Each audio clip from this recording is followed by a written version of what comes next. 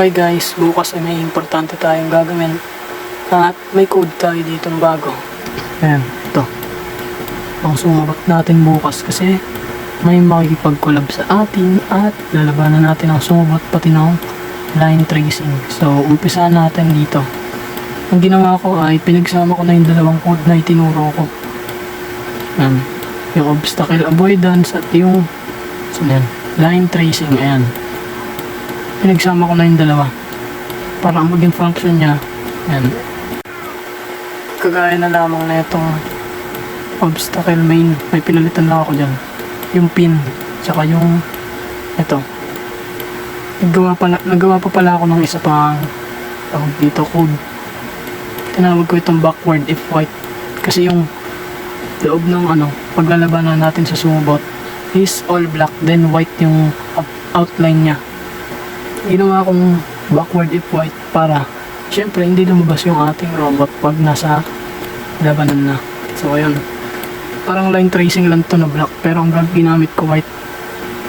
Ang pinagkaiba lang niya dito is yung code, syempre ito white yung line tracing natin black. If left tracking value ganun pa rin, ang pinagkaiba lang niya ito white, then itong value dito ng integer. Next naman natin itong yan, if left tracking value is equal to white and center equal to white and right tracking value is white, not white, rotate left. Alam niyo naman ibig sabihin pag nag-rotate left, syempre ikot siya left pa left. Then left tracking value equal to white, center is not white, then sa magro-rotate left din siya, ganun lang. Sa right din ganun. Then ito yung last, if left tracking value equal to white and center equal to white, and then ayan, next natin naman is yung ito, move backward. Yun nga kagaya sinabi ko, pwede nyo palitan niya speed niya, depende. Then pag atras niya, delay muna siya ng 1 seconds, tsaka siya magro-rotate ng right 90 yung speed, tapos magde-delay ulit siya para sundin naman yung obstacle avoidance main. Ginawa ko yan para bukas malalaman nyo pag nakipaglaban na tayo guys. Do obstacle avoidance, ito yun, do obstacle avoidance. Nakalabo kasi yan, ito siya, pinagsama-sama na dito lahat ng code.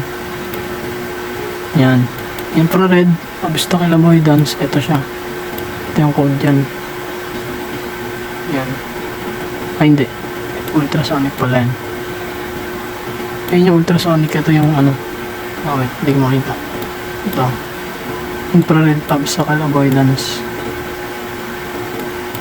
Connected yan, kung mapapansin nyo marami pang program.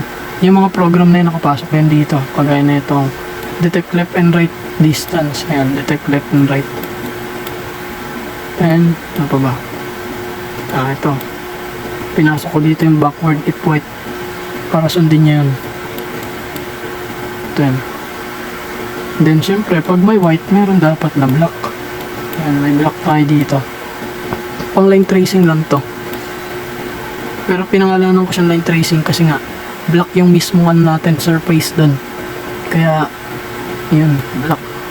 Parang program lang niya rotate left, rotate left, rotate right, tapos move forward. Yung pinagkaiba niya sa white, move backward, ito move forward.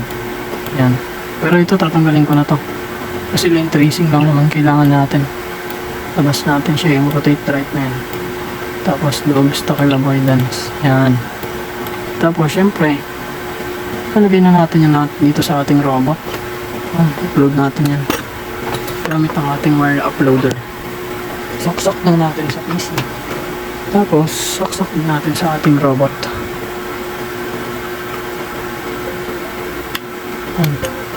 Then upload syempre. Pero bago pala natin i-upload, kapag nagko-combine kayo ng dalawang code guys, kailangan nyo muna i-compile para check nyo kung may mali ba dun sa may program na ginawa nyo. Then kung wala naman nakalagay dyan, kung nakalagay dyan compile success, yan, goods yung ginawa nyong program. Ayan, compile success, ibig sabihin walang mali sa ating program. Napalagay, huwag kayo magkakamali sa mga letters. Kung capital yan, capital dapat din yung ilalagay niya dito sa taas para hindi sila malilito. I mean, hindi malilito yung program natin. Yan, connected na siya.